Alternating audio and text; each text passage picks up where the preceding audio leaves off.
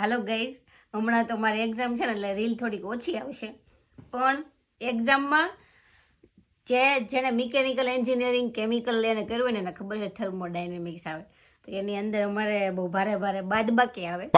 તે આજ તો છે ને કેલ્સીમાં, જો કે કેલ્સી યુઝ કરવાનો પણ કેલ્સીનું ને આમનામ કરવા બેઠી તો એમાં છે ને જો અહીંયા જો 3330 માઇનસ 2700 કરતી હતી ને, તો મેં કીધું અહીં જીરો મૂકું, પછી અહીંયા જીરો, અહીંયા આપણે ખબર 13 લેતા અને પછી અહીંયા આપણે 1 લઈએ, 2 આવે ને પછી આની ઉપર 12 મૂકતા ને એવું કંઈક કરતા. તો મને આટલું આ જોવો પેલા આમાં આટલું અઘરું આવે ને ગ્રાફ ને એવું, તો અહીંયા મને બાદ બાકી ભૂલાઈ ગઈ.